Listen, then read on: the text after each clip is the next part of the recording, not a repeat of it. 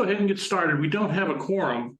I'm assuming that Laura Getz will show up, but so we'll worry about the consent agenda later. We do have a guest today, Buford Barr, who's the chief operating officer from New Day Hydrogen, and he's going to give us a presentation, and then we'll have a discussion after that. So, Buford, if you want to go ahead. Sure. I guess let me share screen here. Can everybody see that? Yeah. Yes. All right. So definitely thank you guys very much for giving me time to walk through what we at New Day Hydrogen do, and then really just the basics of what hydrogen is, and just as importantly, what it isn't. So New Day Hydrogen, we're a hydrogen project development company that is focused on establishing hydrogen fueling stations, both here within Colorado and beyond, really working with fleets that are, basically transitioning to zero emissions. We have, working in association with the CSU system, we've recently submitted for the DOT's Charging and Fueling Infrastructure Grant Program. And the mayor was so gracious as to provide us with a letter of support for that. But under that project, the intention was to have hydrogen fueling stations at CSU's campuses. So Fort Collins, Denver, and then of course Pueblo. So we're hopeful that we should hear back by hopefully this before the end of the year in regards to that. And we're very hopeful that that'll be given a positive support, and we'll be able to move forward relative to getting the first public-facing hydrogen fueling stations in the state of Colorado. Buford, excuse me, this is Tom online. Yes. Do you want to wait on questions or answer them as you go? What would you prefer? I'm okay doing it either way. So if you've got questions, feel free. I'm planning on going through this pretty quick. So Okay. at least according to the agenda timeframe, we'll definitely have some time afterwards. Okay, that's great. I can wait. Thank you. All right, awesome. So why are we talking about hydrogen? We're talking about zero emissions. So, climate change, global warming, it's man's impact on the environment. And all of us are being challenged, especially commercial fleets, to figure out how do they lower their carbon footprint? How do they establish their place in this zero emission future? And we think hydrogen can play a significant role in that, a complementary role to battery electrics, basically picking up where battery electrics leaving off. And that's especially true in regards to the heavier duty vehicles that are utilized by the commercial fleets.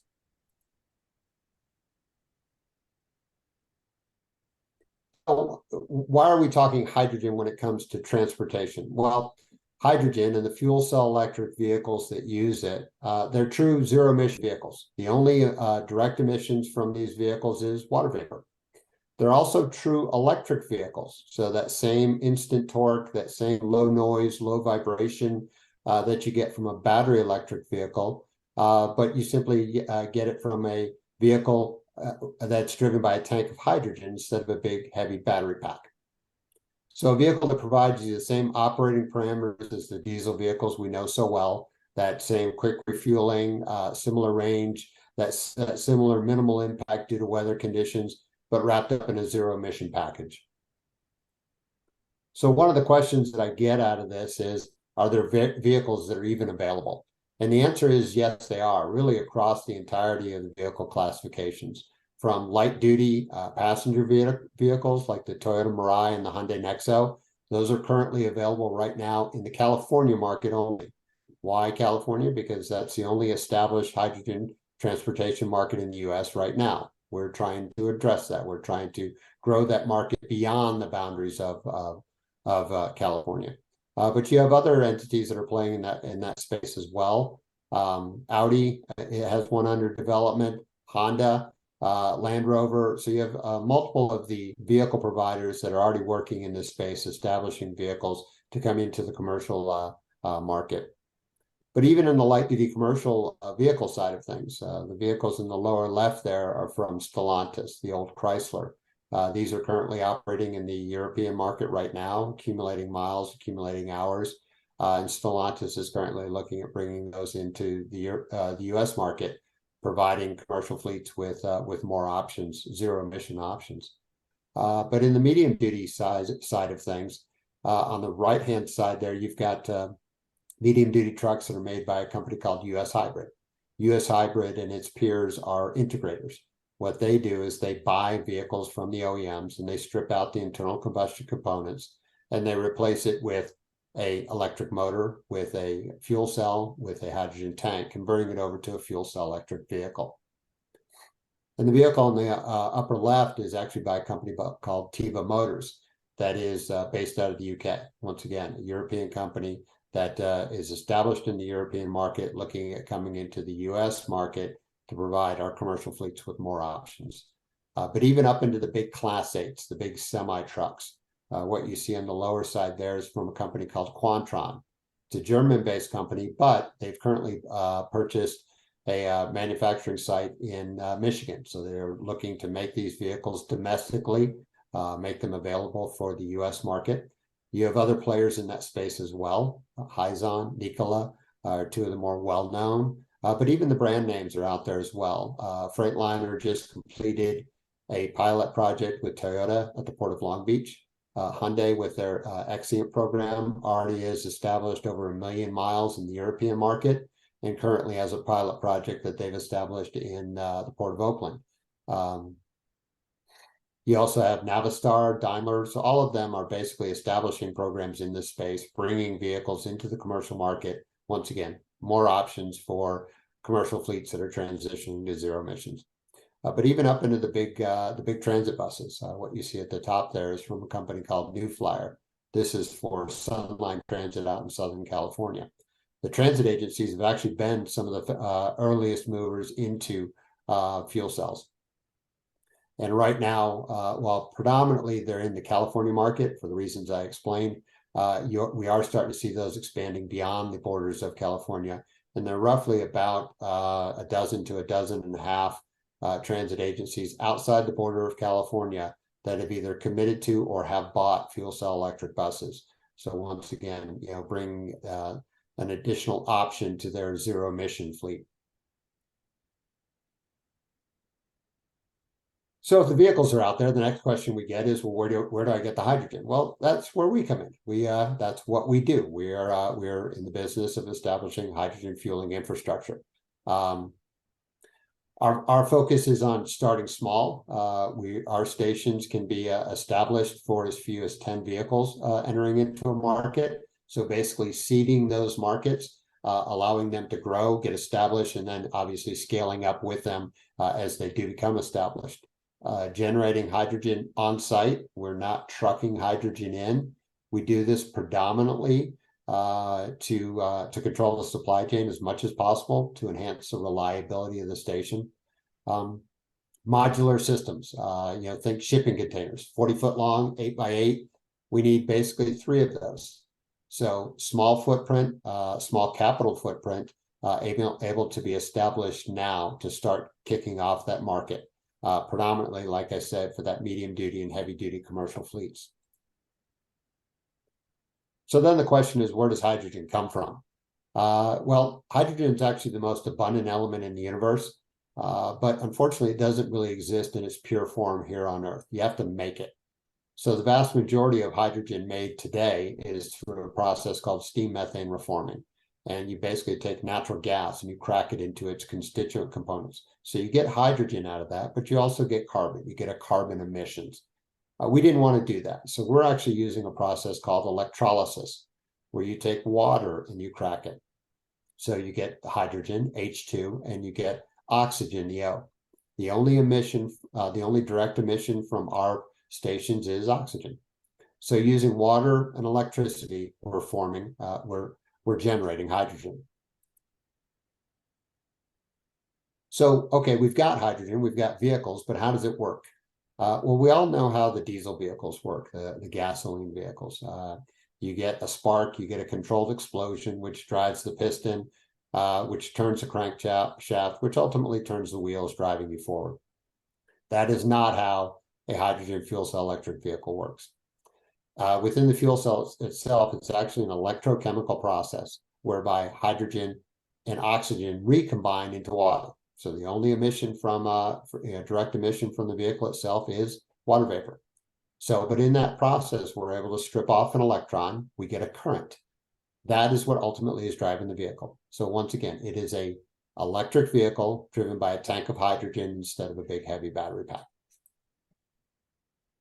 So these handsome devils, this is your leadership team at New Day Hydrogen. So basically industry leaders with complementary skill sets. You know, we think it's the right team with the right solution to assist with fleets that are transitioning to zero emissions. So as Tom asked, you know, about questions, this is my contact information. A large part of what I do is educational, so please feel free to reach out. But I ran through that really quick because I really wanted to give you guys as much time as we had to ask questions. So are there any questions? Yeah, I had a couple. Sure. You know, making hydrogen from methane, you might as well just burn methane. I mean, I think that's less polluting. So I appreciate you doing this through electrolysis. Where is your business located? So we're actually based out of Denver. Okay. So we are a Colorado-based company trying to bring those first hydrogen fueling stations to the state of Colorado. Okay. Do you? I mean, are you working? Do you have some customers already that you're working with? We have several folks that we're in conversations with that we're trying to get set up around some of those stations that I mentioned early on. The station in Denver is probably furthest along for us. So we have several customers that are interested in that station. You know, folks such as AAA Colorado, they've been in conversations with us. Via Mobility, which is a paratransit mobility provider, a subcontractor to RTD in a lot of cases. We've been in conversations with Fluid Truck, XL Energy, Denver Water, the city of Denver. So really a wide variety of folks, you know, that are interested in what we're doing and how that could fit in with their sustainability efforts. It's interesting that you have your fueling stations where you bring them right to the customer, right on the customer side. So that's interesting. You know, one of the things that we're doing this year, the city of Pueblo, not the Energy Commission. Actually, this came out of the Energy Commission. We're building some new fire stations, and they're going to be net zero fire stations.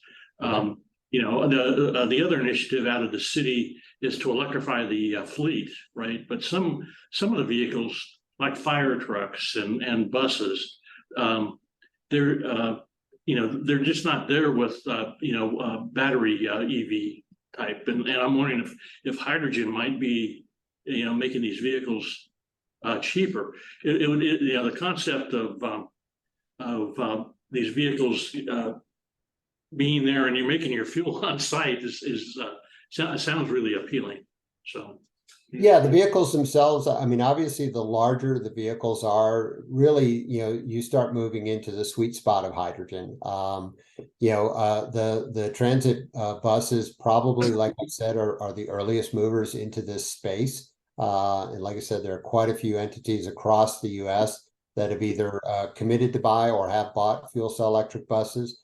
So that's, you know, that's kind of an established area. And really, you know, the large working vehicles like your fire trucks and such, you know, that's a really nice fit, you know, in where hydrogen really could be a success, because you're able to, you know, have very similar ranges to the diesel vehicles that you know today, which can be obviously of critical importance when you've got, you know, you know, that infrastructure that has to be able to respond on a moment's notice, you know, doesn't have the capability or the time available to recharge. It needs to be fueled up, ready to go instantaneously. Well, that's what hydrogen does. So really it lends itself well as you get into that, those larger size vehicles and those vehicles that are really impacted by long charging times. Yeah, I don't know the answer to this. What about trains? Right? Yeah. There are several entities that are looking at that right now. There are a couple of pilot projects that are being done. Several of them are actually are being utilized in commercial service in Europe right now. So it has been established over there. I think there are a couple of pilots that are being done in the U.S. right now along that line as well. Yeah, I asked that because I mean trains are electric today. They're just run by diesel generators, right? Yeah, it's a diesel electric, but yeah, I mean, in general, it's an electric battery that's doing it, but you do have that diesel generator on board. Yeah, it's generating that electricity to charge the battery. So I have a question, Buford. The city transit, obviously, any system where the space is more defined to a geographical area, that's the most practical. But the reality is, replacing of buses is very expensive. Replacing of fire vehicles is very expensive. And so there's a tendency to want to perpetuate those for as long as possible. And obviously there's probably no way you can retrofit gasoline with hydrogen, but what about the technology in terms of most transit systems? They do all their own in-house mechanical repairs. Is that what kind of training will that require for groups that take on the hydrogen vehicles? So two questions there. One is, you mentioned in regards to converting vehicles to burn hydrogen. There are companies that are doing those conversions. So that if you do have a vehicle that still has life left on it, that is a possibility. Okay. The negative side of that is, you do have an emissions that comes out of that. You have to deal with a NOx emissions, but it is a lower emitting vehicle at that point. So definitely cleaner burning, and obviously your capital commitment at that point is a lot less than buying a new vehicle. So definitely that's a potential option. Like I said, if you have vehicles that still have life left on them. Sure. I apologize. I forgot the second. Mechanical for. Oh yes. Doing their own service. A lot of the transit agencies definitely do that. And obviously a lot of the municipalities do that as well. It's going to end up being a case where you're going to have to train up your personnel to be able to handle that, because obviously you're going from folks that are experts in regards to dealing with diesel internal combustion engines, and you're moving away from that. So with a fuel cell electric vehicle, you are having to deal with high voltage electricity, so they do have to understand that. But you're also dealing with a high pressure gas. So it's one of those that you do have to train up your personnel to be able to safely work on that. Safety from the point of view of obviously not hurting themselves, but obviously the safety of your vehicles and your structures themselves. So a lot of what's happening right now, we're actually, part of what we were doing with CSU was really to set up a workforce development program. Obviously focused on the infrastructure side of things, but the vehicle side of things as well, to be able to train up personnel to enter into that workforce. The other thing is obviously the OEMs in that space, they do understand that it's not as simple as, yep, here you've bought a vehicle, here are the keys, good luck. They do understand that with a new technology, they're having to enter into that space and assist in that in those programs, to get those programs up and running, for their customers. So there are resources that are out there that can be utilized, but it will take a transition of your workforce to be able to do that. Thank you, Gifford. You got it? I just wanted to make a quick comment on this topic of educating the workforce. Keep in mind that Pueblo Community College, they have a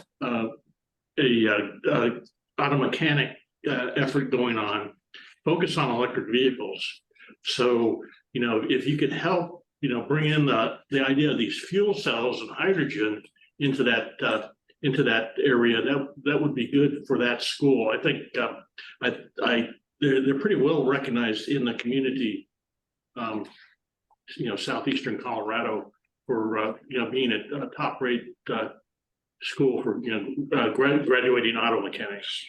I've actually been there. I've actually been down there and seen their program. So it's pretty impressive what they're doing. Would definitely love to get to get some vehicles in there. We're dealing with a chicken and the egg under that scenario. Obviously it's a case of, we can get a vehicle to them to work on, but if I don't have fueling, there's only so much they can do on it. So, it's one of those trying to set up the fueling that, that can work in conjunction with those programs. But I agree with you with CSU Pueblo, with their programs there, and the Pueblo Community College. You actually have quite a bit of resources that are there right now that can assist in that program as well. Not the least of which is the SKIP program that CSU Pueblo does. And then the TTC center that's out there. Pueblo's got a lot, going for it relative to the workforce development. Would love to see a station set up down there where we could really take advantage of the resources that you already have to really set Pueblo up as kind of a leader in that workforce development side of things. Great. Buford, we have a question from Laura here. It says, how does what you're doing fit into Colorado's vision for the 4-state hydrogen hub, as well as what kind of utility rates are ideal for hydrogen production? Those are great questions. I love that. The hydrogen hub itself, obviously, for those who aren't familiar with it, the hydrogen hub is a DOE program where they basically have gotten programs. They've gotten submittals from quite a few of the states.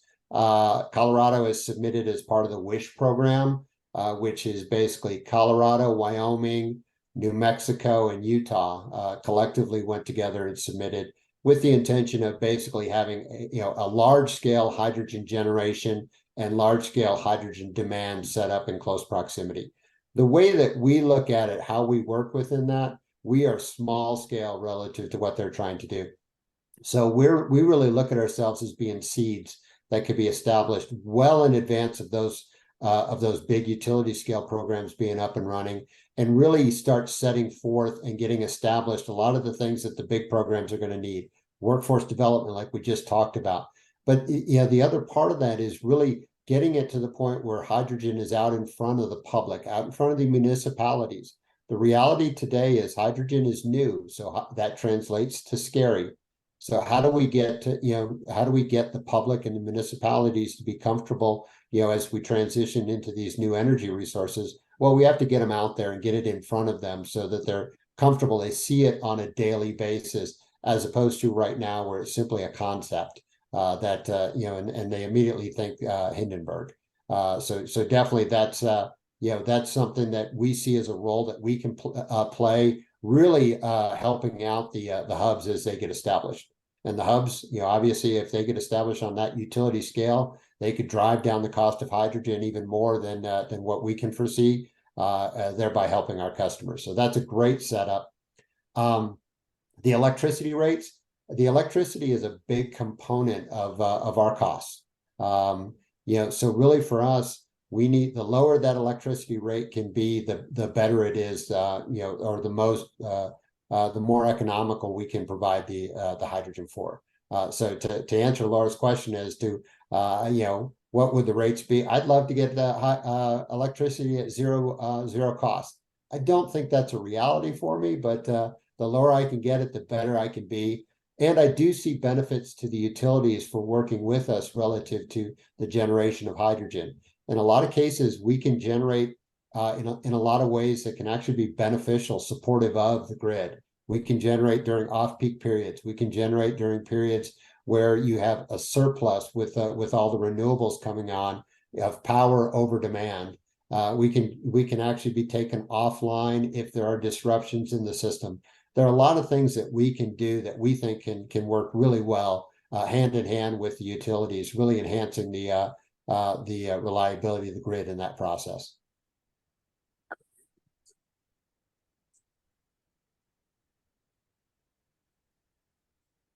Buford, I had a question. Just wanted to see if you had any figures that compare the total cost of ownership between like an electric transit bus and like a hydrogen bus, if you had any comparisons for that. Yeah, and really probably the best source of information from that are the transit agencies themselves. There's a transit agency called AC Transit out of Northern California. They're basically in the Oakland area. If you go to their website, they did a program which they called it was originally called their 5x5 program. So what they did is they, within their fleet, so within their daily rounds, they directly compared a diesel bus, a hybrid bus, a battery electric bus, and a fuel cell electric bus. And they ran them on the exact routes at the exact same time of day to do an apples to apples comparison. And they have published 2 years worth of operating data that's out there. And the reality is they're not trying to sell you anything. They are simply telling you this is what it is. So it's a great resource and is one I highly recommend taking a look at. They've got them all on their website. You can go download it, at your convenience. But really what it shows is right now, the total cost of ownership for battery electrics and fuel cell electrics are roughly in line with each other. They are right now tend to be higher than the diesel equivalents, primarily due to the cost of the vehicles themselves. But with the grants and incentives that are out there, we can drive down those costs quite dramatically, getting that total cost of ownership in line. And really what the prognosticators are forecasting in regards to that is, as the industry scales up, as we're producing more of these vehicles, as we're producing more of these hydrogen fueling stations, you're going to see the costs go down on all of those. Just like we saw it with with everything, computers, with phones, with solar cells, all of that. You're going to see those costs driven down.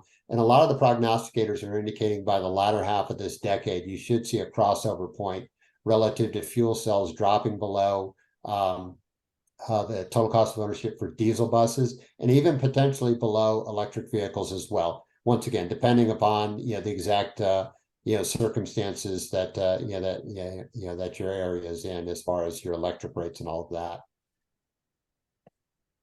Okay, Buford, last question before we have to move on to the next item. We have a question from Tom here. It says, what is the time frame for Pueblo right here, and Pueblo's biggest challenge? And is this technology being developed in China? Okay, I love those questions. Is it being developed in China? A lot of it is, but a lot of it has actually been developed in the European market, and is now in the U.S. market as well. So it's really been a worldwide effort. That's establishing the majority components relative to all of this equipment. The buses themselves, since they're basically primarily being sold under FTA's low-no grants, they meet all Buy America requirements. So that's already been established. As far as when, we're ready to go right now. We are not waiting on any advancement in the technology. We are ready to establish it today. We think we've got a pathway to drive the price of hydrogen down to diesel parity with the technology that's out there right now. To get a station on site, we're probably looking at somewhere in the neighborhood of about 14 months, which for a transit bus or a large vehicle is probably in line with the lead time for those vehicles as well. So we're hopeful, as I indicated, that this grant program from the DOT comes through, because we'd love to use that as a kickoff and start moving forward with those stations I mentioned in Fort Collins, in Denver, and Pueblo. We'd love for those to be the first public-facing hydrogen fueling stations in the state of Colorado. That would be great. Keep us posted on your progress. We definitely will. Appreciate all the support that Pueblo has given us, and we'll let you know as things progress. On the flip side, obviously, feel free to reach out to me if you guys identify anyone that's interested in talking about hydrogen. I'm more than willing to do that, and would love to talk to folks about what hydrogen could do for them and see if we can turn them from interested parties into customers. Okay, Thank you. Thank you, Buford. Thanks, guys. Thank you. Appreciate the opportunity. yeah, thank you. Okay, moving on, we now have a quorum of commissioners.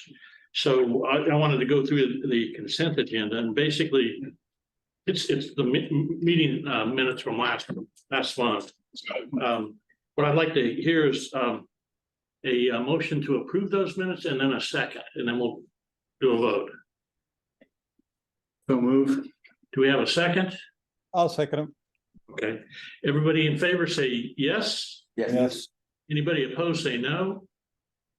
Okay, the consent agenda is passed. Then that was just a piece of business there. The next part of the agenda is open discussion. We really haven't had a lot of time to talk about things, and I think one of the we did give a presentation to the work session. I think it went well. It was well prepared. We had a lot of support in the work session from our commission. Most of the commission was there. When you get on this energy topic, you get a lot of blank stares from the counselors. But one thing that we did, we made several asks. And the number one was energy performance contracts. So I wanted to have a little discussion on that since Andrew's here. Maybe you can bring us up to date on where he thinks that's going and how we move that forward.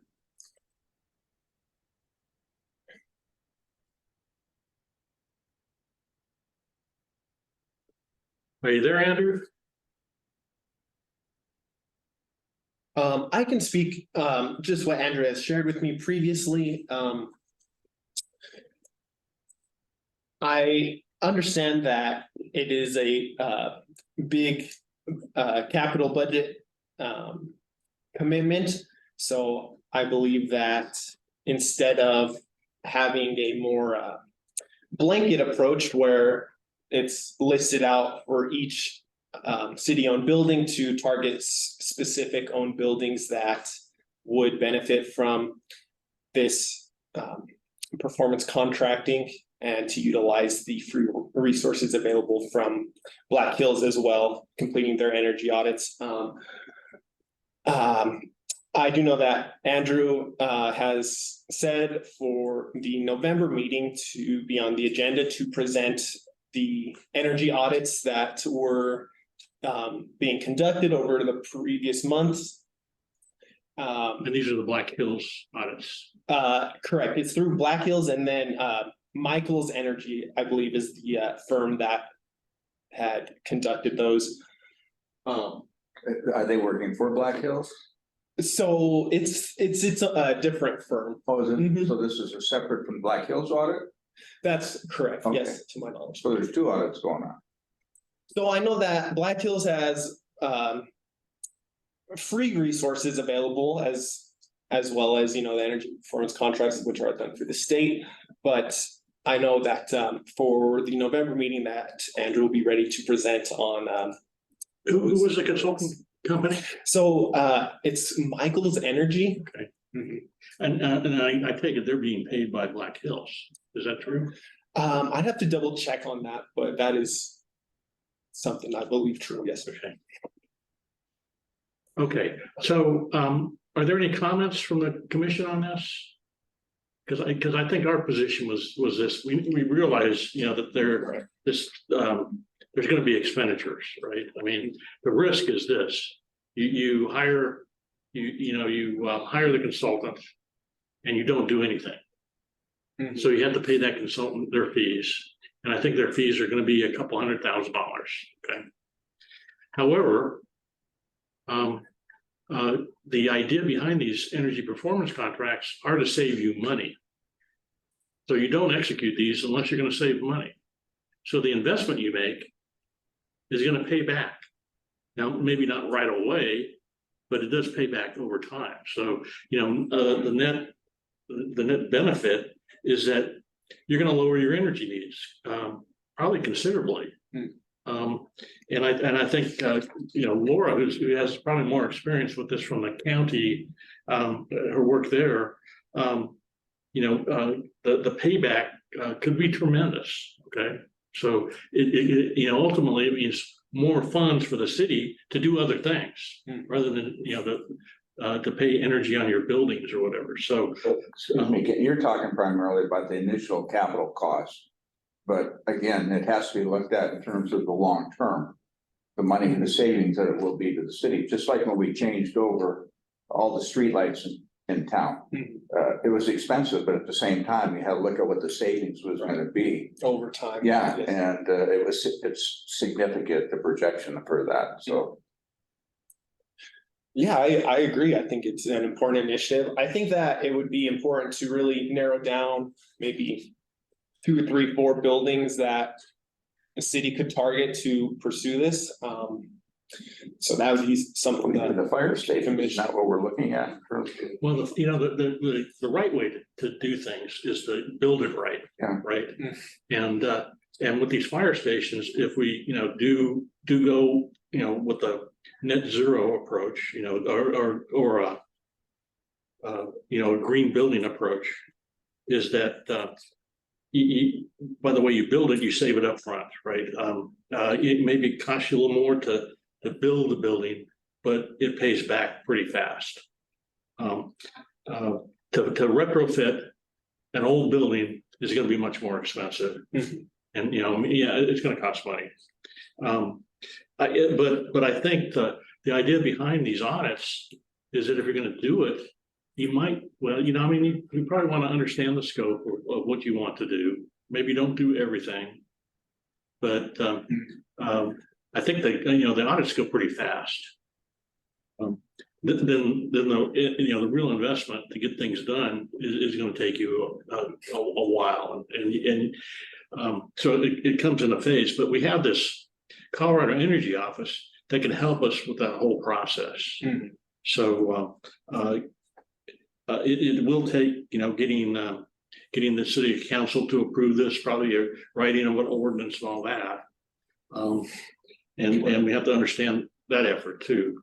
But let's hear what Black Hills has to say next month, and we can talk about this more. The other issue that came out of the other ask for the city was that we wanted to work on policies that would promote renewable energy, would promote good buildings, with the eye to electrifying everything, right? So that how do we build this into city policies? And the third item was basically that we have the staff to support all these opportunities that are coming our way. I mean, through the Department of Energy, through the Inflation Reduction Act. There's a lot of money out there to be had. Of course, you have to do the projects too, so it takes people to do that work. So, I was just thinking in terms of if we need to have some kind of an ordinance that city council would have to approve for this.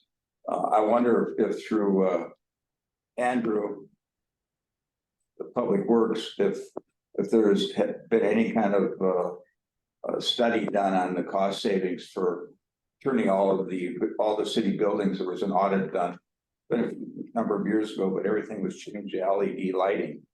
Our building, the senior facility, is a city building, and that's all new LED lights in there. Then all the street lights, I mean, that's a lot of lights. And so to be able to kind of give an example for these council members who were not around when that took place, they're going to give an example what the city already has done to be proactive. And that could be an incentive if we have some kind of dollar attached to that, what's been the savings for the city. that's pretty significant in itself, being able to do all that, and the city hasn't done that. So I guess I like this idea because, what were we paying for the incandescent lights or the mercury vapor lights, whatever, what were out there versus what the bill is today? Because, That I should be just- available. I imagine it's probably about, a tenth the energy, Sure, let me do some more research if I can pull up that data with Black Hills, or if there's any other data for that.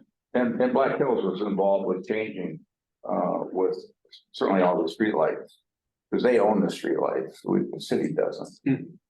I don't know if everybody knows that, but Black Hills owns the lights.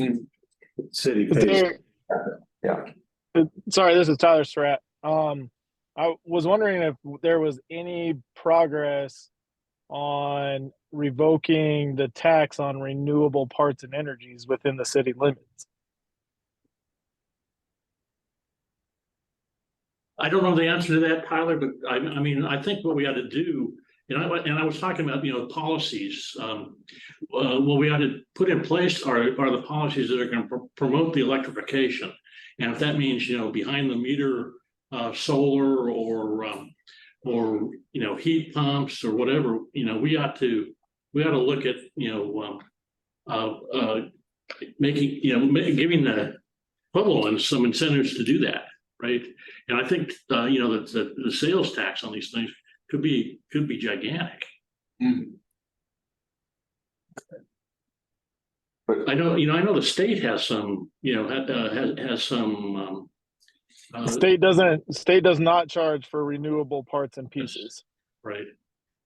So, Pueblo definitely does not match the state's that's- current sales tax policy of reporting sales tax on parts and pieces. Pueblo is one of the only places where we pay sales tax when we sell to a customer.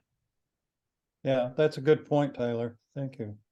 I think, in this, renewable energy, behind the meter renewable energy stuff, I think there's, other work that needs to be done too. There's a big push, to go to, I'm trying to think what the name of the process is. They call it Solar Act. And this is what happened at the building department, to kind of follow standards being promoted by the state. And there's money to be had to implement those systems. So there's grants out there from the state of Colorado to do that. So I'm all in favor of moving forward with that. Now, I don't. One of the things we want to be careful of is, when we do the utility scale stuff, we may want to do that different because we need that property tax to help the county and the city. So. So Tyler, excuse me, Ken. Now, typically when you do construction, there's a tax on all materials that are paid by the contractor. So is this a separate and above tax on the solar stuff, or is it just the same for everything that's in construction?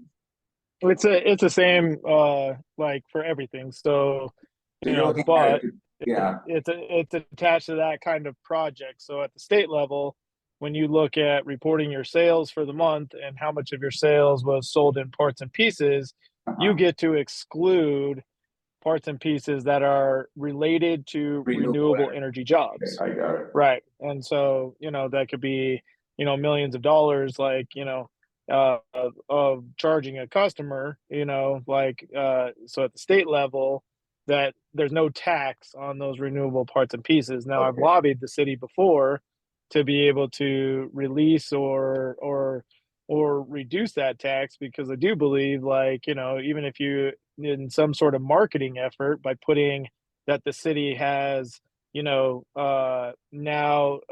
is tax free for renewable parts and energy, even for its citizens, or somebody that sells a renewable parts and piece, like it's an incentive for people to join the cause. Like, you know, when you talk that somebody in the city of Pueblo pays 3.9% higher than somebody in a Pueblo West community because of the tax that's placed on those parts and pieces, it's a deterrent. So you're saying the county does not charge the sales tax? County follows state policies. Okay. So I think we ought to look at that. You know, I know the mayor had been pretty adamant about that because that was an issue.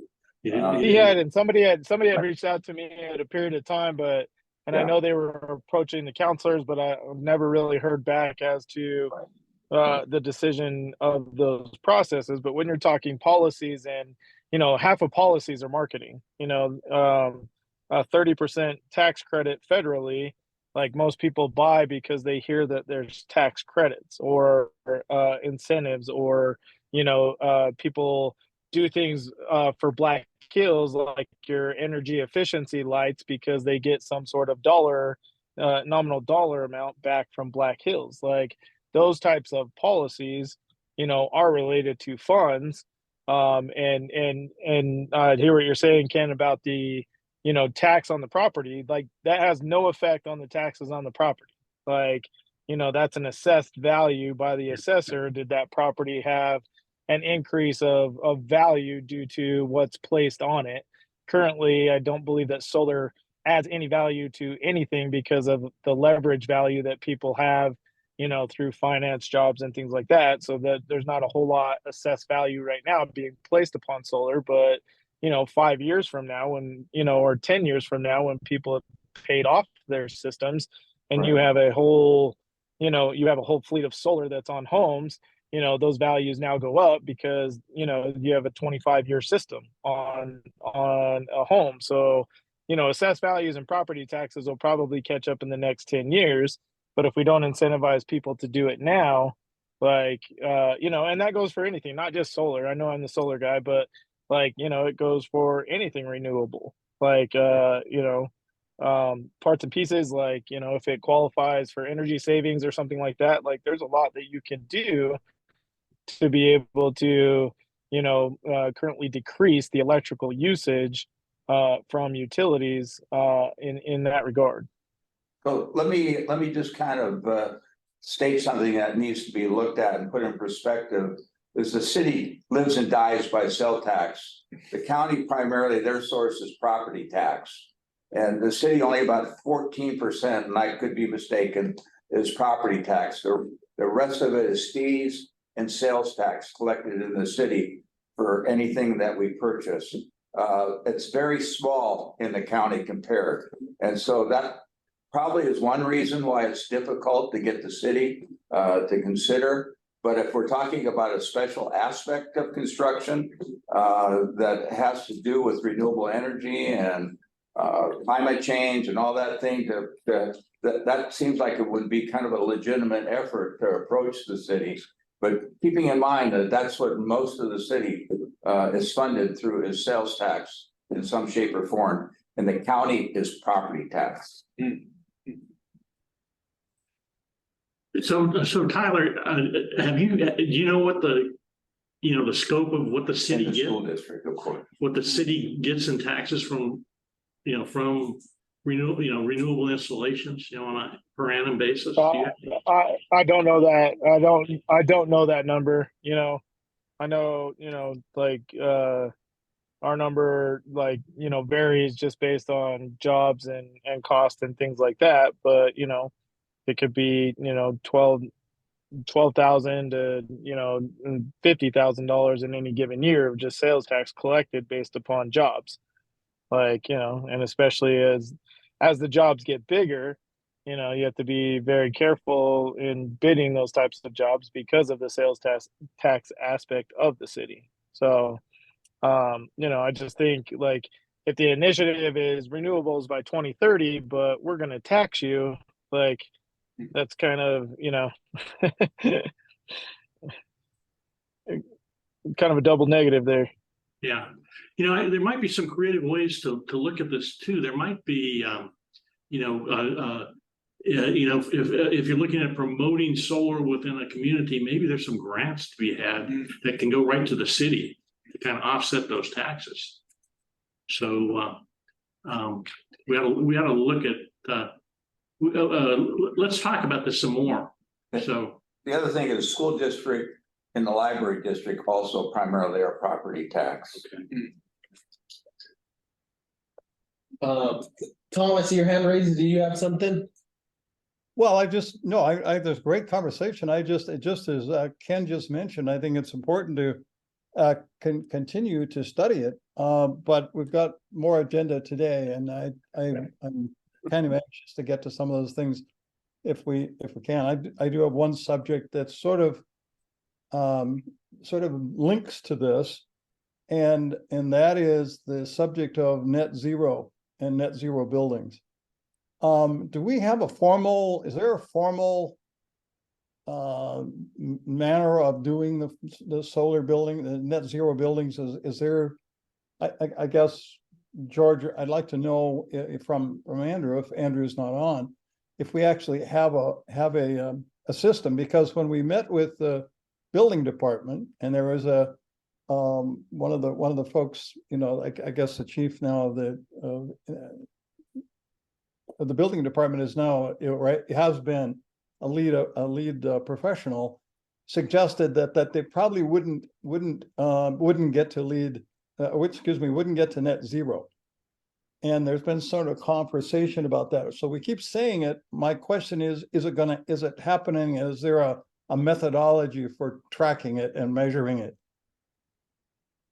We talking about the city building department or regional building? So did you hear that question, Tom? Are you just talking about just city buildings, or is it are you talking about region building I'm department? talking about the fire stations. okay? And that we know there's a state mandate for LEED, but there's really no mandate for, as far as I know, for city and other than the newer codes. So I'm just saying that if we're still talking about net zero for fire stations, I would love to see what that plan looks like. What will go into that to make it net zero? And I don't know that we have it. If it exists, that'd be great. Is Andrew on? This is picture. Sure. I'm not sure if there's an actual formal process to solicit those bids for net zero buildings. I remember from Ken and Laura's presentation that this would be another good policy initiative to implement something where one net zero bid would be considered. I believe Laura and Ken presented on that during the work session. But that's something that I can look into with the city planning and purchasing department. It may be, I kind of throw around the idea of net zero, and I don't know if this is what you're trying to get at. Maybe we have to do have a certain minimum LEED standard that we shoot for, right? And eventually that should be the way we build every building. In 20 years is to some higher standard, right? Pueblo is a follower in this stuff. They follow Colorado Springs, so then that puts us at a disadvantage. But this, my looking is the city could set the example on the way they do things and do it to the higher standards and grade their buildings and make sure they meet, and I'd be perfectly happy with LEEDs is kind of the they have all the systems in place to grade these things and to rate things. So Tom, are you talking about, you said the new director has that background. Are we talking about the new director for regional building on 8th and Main Street? Is that Mark Guerrero? He's the new director. And that's right. Yes. he's an architect, that by trade, that was he was the architect for the university Yeah, up here on well- the hill, and then he was for the CU Medical also before he became the director Yeah, of the building. I know, yes, I know him, Steve, yes. Okay, so that's what you're talking about. And that That's- department. Yeah, he was on a phone call with us and he Okay. was sort of tamping back the idea of net zero. And I think it's one of those things we may need to move up to, because if you set the standard too high and then you don't get it, you've lost expectation and it can be dangerous. I'm a full believer in net zero, but I know that even if talking about LEED, everybody in Pueblo talks about LEED being too expensive, and anything that exceeds code is more expensive. We only have a 2021 code. We don't have really new code. So we're working our way toward that. And I would hate to see us, state something and then not meet the expectation. We had regional building. I'm sorry, go ahead.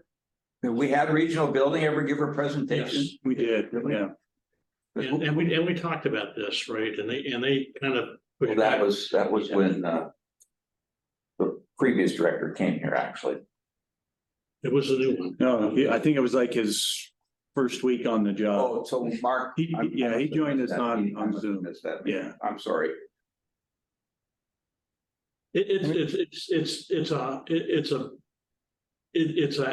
a big ask, because it takes the education of the community, right? The builders, who kind of who kind of say we should do things this way, resist the new things, because yes, it does add cost, but we look at it incorrectly, right? I mean, it's an upfront cost. You need to really look at the cost of owning that building, because over time, you're probably going to save a lot of money. So if you're making these investments to get into a city building for 50 years or something like that, it makes sense to do it right. So to do everything you can to lower that cost of ownership. Well, I think Andrew has good information about that. I think because of performance contracting, you will tend to create models for whatever renovation you're doing or whatever building you're building. Performance contracting for new construction is probably not as valuable, but developing a model for that new construction is really important.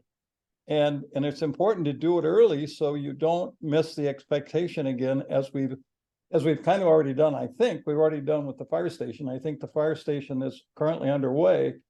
It may not meet net zero because of the cost and because of considerations, et cetera. But it would be good if we could know more about that and exactly how that's progressing, because we're going to build more fire stations and more buildings. It's unfortunate we've built a convention center without really any prescriptive type of development, so that you can actually say this is actually how it was done. It didn't get value engineered as it went through a process. So Tom, on these new fire stations, how should we rate them? Do we want to rate them to some LEED standard? Do we want to get some? I'm not sure. I mean, I'm certainly for that. There are a lot of green programs, and some of them are less easy to follow. Some are easier to follow. The people at the Pueblo community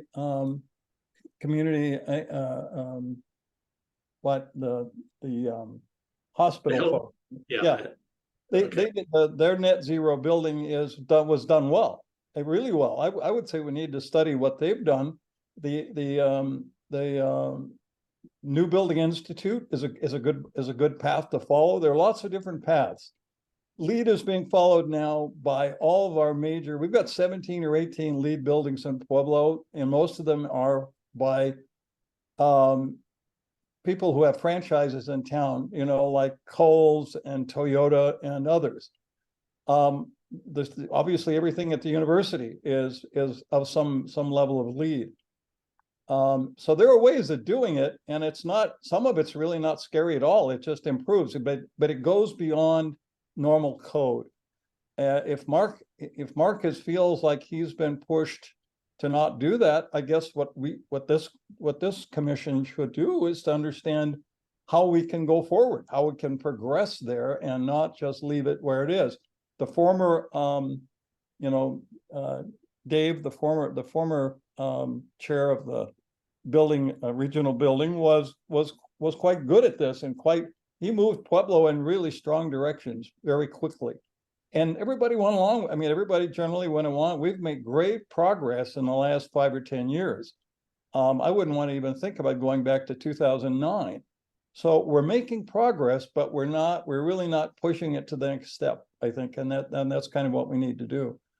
I can make some recommendations. I can talk to Mark about it. We have another member of the United States Green Building Council that's doing Mark's old job at the university. And I suggest that we try to get the university more engaged in that area.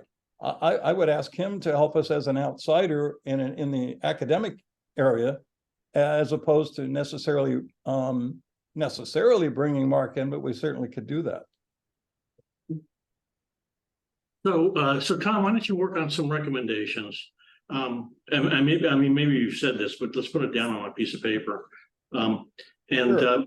Why don't we get a report on those, the fire stations? Now, I know that they just had a work session on them about financing. Okay, so, you know, they're looking to figure out the financing. Right now, you know, interest rates are high and, you know, the economy is making this more expensive. So I guess it's up to the city council whether they're going to pull the trigger on this or not. They may get delayed a little bit, but maybe we, you know, could get Andrew or somebody to give us an update on if there is an update from the last time we had one, which I think the last time we had one, we had the architects, you know, giving us a review, and Right. And now we're more into the understanding the building costs. So it might be nice to see how those things are actually going to be built. Well, yeah, not only that, Ken, but I think that to look at the process that got to that point. I was on the buildings I've done, it's very important to make sure that you've got everybody in the loop right at the outset. So you don't go down the road linearly without doing a circular process.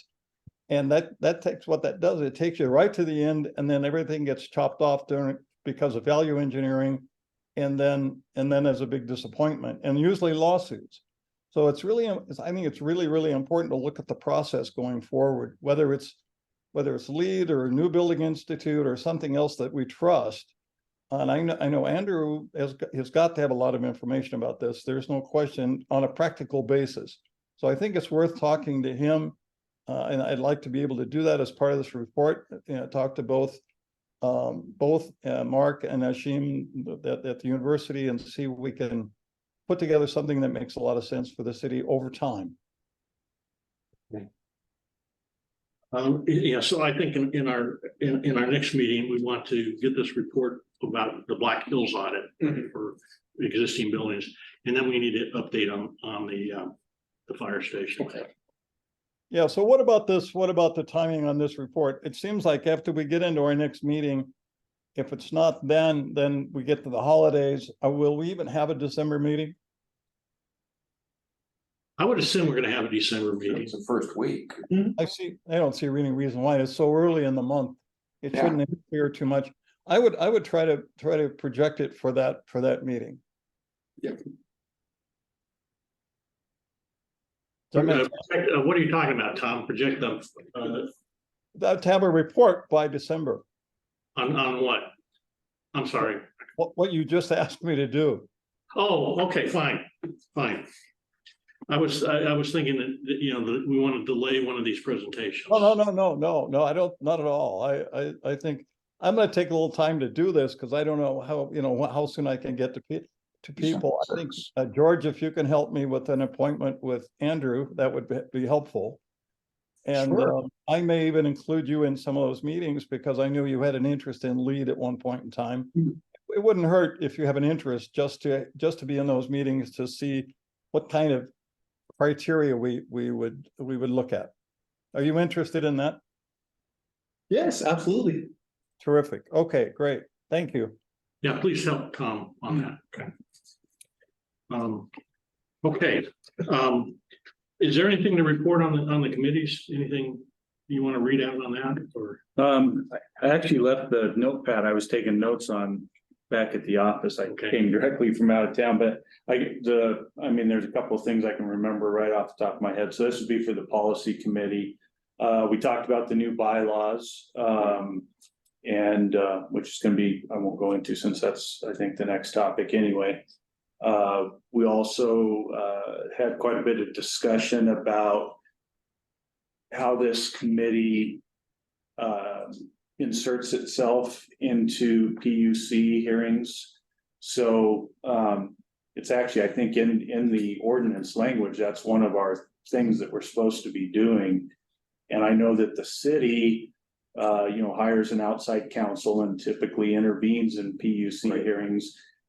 But we haven't really figured out how we're supposed to engage in that process to figure out what position the city's taking, providing any advice on what sort of position we think the city should take in a particular PUC hearing. So I don't know, we came to a solution, but we just recognize that's something we've failed to do to this point, is be involved in that process. So we had, to refresh my memory, we had that consultant. We've had it's a lawyer, right? Yeah. And who intervenes for the city of Pueblo. And he came back and reported on this last ERP when it was just being submitted, right? Now we're in phase 2. So I think what we're asking for is a closer tie to that intervention, right? So that we understand we understand better where Pueblo is, and then we can make a judgment whether we think we should do more. Okay. So maybe let's get if we can get with them, and I'm asking you to do this, George. I mean, if you can get to the mayor and ask him if there's if there's any more intervention on this ERP. I mean, we heard from Black Hills that they're in phase 2. They're getting bids. And they'll be coming back with these bids. We gotta understand. I think the most important thing to understand is how that's going to affect the customers' prices, right? Black Hills is saying nothing's going to change, but that may not be 100% true. I mean, price rates will change. If they can lower them, that'd be great. Okay. So, quick question: is there any? Has the city replaced Danae, the position she was in before she became a commissioner? That I'm not sure of. Was that called a transition coordinator? Transition coordinator. Did that have to do with the plant? Is that what that was related to? Yeah, with the command sheet. Right. So I do know that the city is bringing on another just transition coordinator. And I believe that gentleman starts in December, so Okay, he will so- be available. So they've actually hired the person. Yes, I believe so. I was here when they interviewed him, so pretty sure that's who they're going with.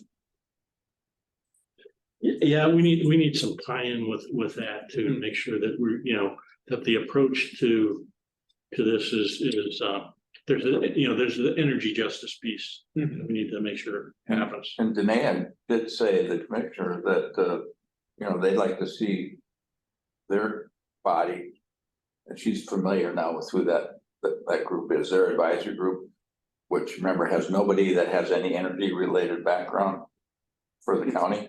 That was formed, having to do with the Comanche. Remember? Yeah, is Francis Consiglio, she's not on the committee? I think she was kind of the one that was She's the chair. Was she the chair? Oh, Okay. Co-chair, right? oh.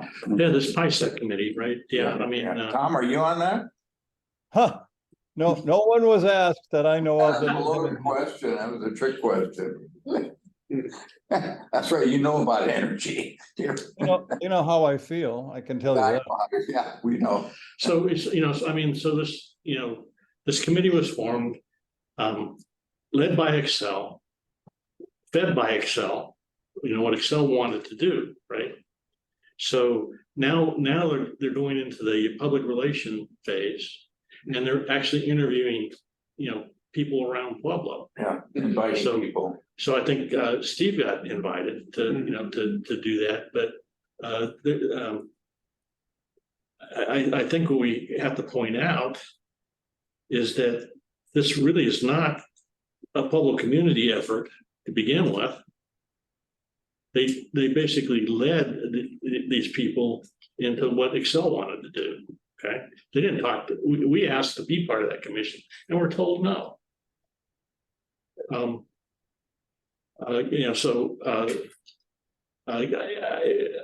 I've looked at what the recommendations. They want to promote nuclear. We've talked about that here. We don't need to talk about that anymore.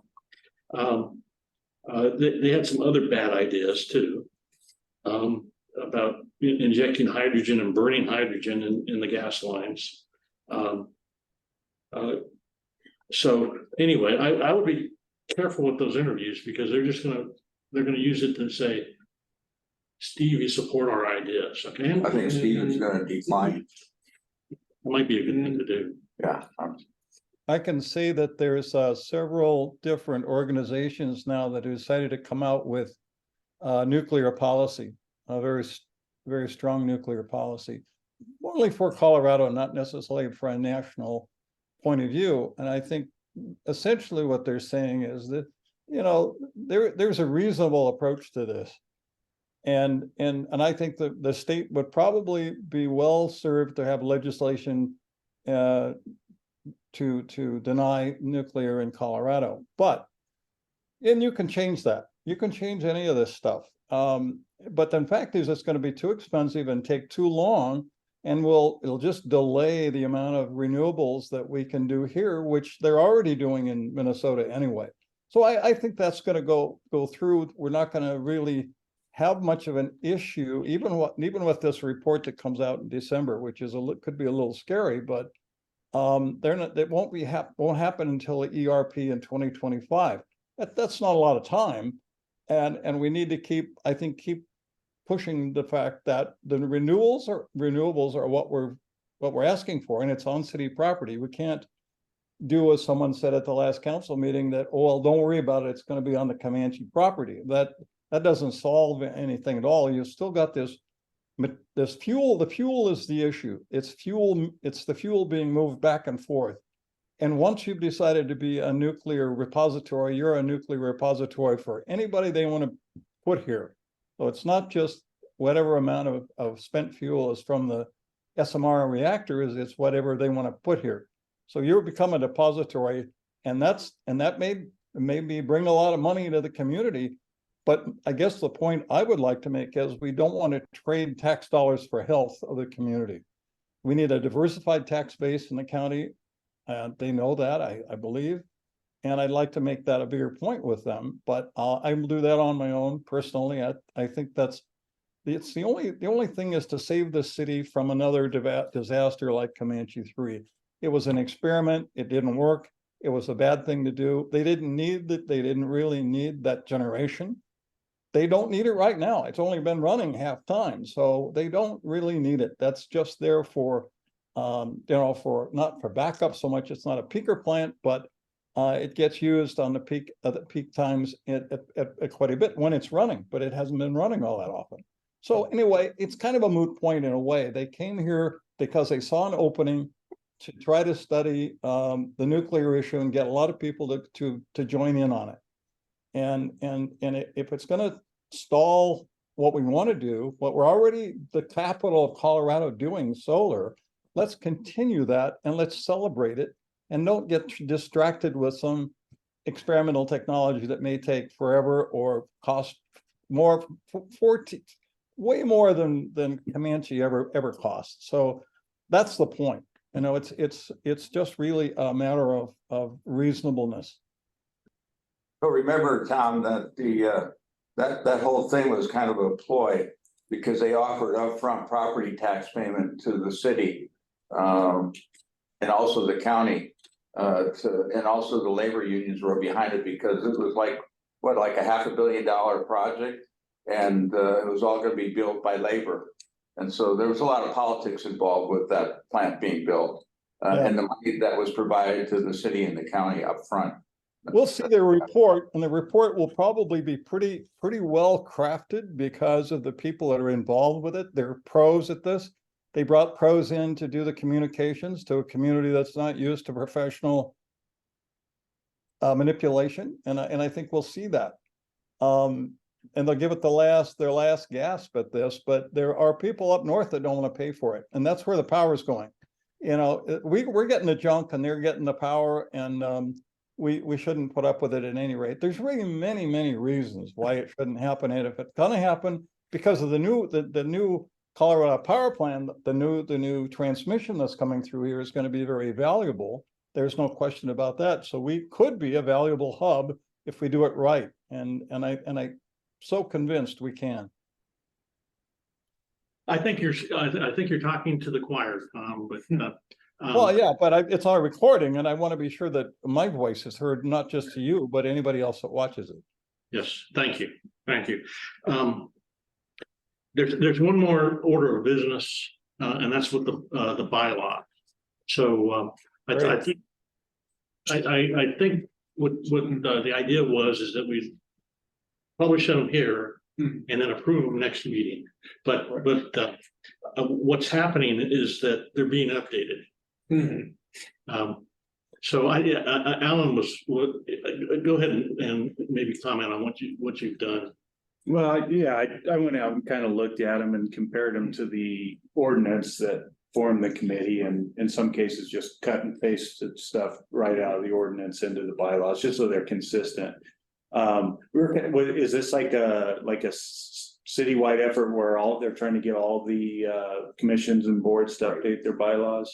Okay. Yes, that's correct. And so I had came up with this draft, and I saw the comments you made. So those did not make it to the printed out version, but I still have them saved on the computer. I know specifically related to the term limits. I know there's some discussion about that, as well as I saw the cutout from the ordinance that is the more direct language. So let's look to approve the updated bylaws in the next meeting, so we can have those published. Yeah, so I think what Alan's doing is great work. Thank you. Yeah, I didn't finish, unfortunately. Yeah, that's fine. That's fine. Oh, like you have a job or something? Yeah, sometimes they expect me to do other stuff, so. So let's give some time to finish this. I mean, it's in an online document, right? It's red line, right? So you kind of see the changes. And we can all go on there and make updates. The policy committee did have a discussion on term limits. And I think the way we were thinking was, let's do away with the term limits, because these things are voluntary. If you've got a good person working on the commission, let's keep them. Okay. So unless there's some ordinance that requires us to term limit somebody. Yeah, we could just age out. We just die. Yeah. That was good luck, George. One thing I'd like to make a quick comment about it, Alan, and what reason I want to do that is because after looking at that new draft, I went back to the website to boards and commissions. And what I'm confused about is something on the right now on the website. It says, and I could share that if you want to, but it's easy enough to read. It just says about the commission. And this commission is enacted to provide an entity through which the city through which the city may officially encourage and bring about better and more effective use of energy. That's pretty light language, actually, in all forms within the city. To enable the city to reach its goal of 100% renewable energy by 2035, and to monitor franchise agreements, public utility commission proceedings with respect to energy insofar as they impact the city. It sort of says a lot there, but it's not in the bylaws. So I guess my question is, what's the difference between the about the commission and bylaws. I mean, do we have I mean, can that be our, yes, it could be an objective or something, but we have a purpose, and that purpose is just like warm jello. It just doesn't really say much. It's pretty soft. Whereas this about the commission is quite strong or stronger. Let's reconcile that. So Yeah. let's make sure that, you know, the bylaws agree with that ordinance.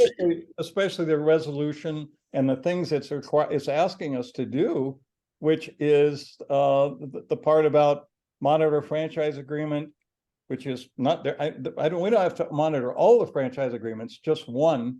Actually, we don't have to do transportation or telecommunication. And I think that's up to 2030, 2035. the franchise agreement. Oh, yeah, the franchise is up in 2030, yeah. I mean, wouldn't we have two that we monitor? Doesn't Excel provide energy? I mean, it's not in the form of electricity, but it's. No, I think it's energy. just as important, Yeah. right? I mean, you know, we want to make sure, I mean, you know, eventually we shouldn't need Excel. You know, is the way I look at it. I I mean, do gas. No, but right now, we do have a franchise with XL Gas. right, Right. well, right, so, right, we need to watch that too. That's right. Assuming that the about the commission, it gets worded with some of the strong wordage into the, you know, not only the resolution for 100%, but these franchises and the PUC and so on. So I'll try to work on that a little bit with Alan, and George or whomever wants to do it. But I think we need to have something to look at by next meeting. Yeah. So remember that Dan Kagosik, when he was the city attorney, he was involved with our group at the beginning. We haven't had an opportunity to have the new city attorney involved, and I'm not sure how much he's up to date yet on this commission in terms of. That good point, Steve. That really good point. Yeah, I think we need to engage them and not necessarily. I guess I don't know. Would the city attorney then sort of? He's not going to be the determinant of what our mission is he? Well, I would say this, Tom, let's go ahead and get the bylaws the way we want. Yep. And then we'll let the city attorney look at it. Okay, sounds good. All right, thank you, guys. Great. Yeah, thanks. We're a little bit over time, but I think this has been a good meeting. So good information. Thanks, George, everybody. Thank you, Tom. We don't have a quorum Talk to you anymore. soon. So we're officially adjourned. Okay, Meeting adjourned. all right. Thanks, Andrew. Okay. I don't have anything to say that will be off the record, so. Okay, I do appreciate you all, those of you that are here, and I guess we lost a few people along the way. They probably drop out after an hour, or do we have an hour and 15 minutes, or what's the? I mean, I know Tyler said something in the chat that he had to go to something. I don't know about Laura. She probably. Laura as well said something. No, Laura did too. Laura did just as well, so I just saw it just now. Yeah, okay, good. Thanks, everybody. Appreciate it. Okay. Thanks, Yeah, Tom. Have a good evening, Tom. Have a good evening. party's over. Yeah. Okay. Think about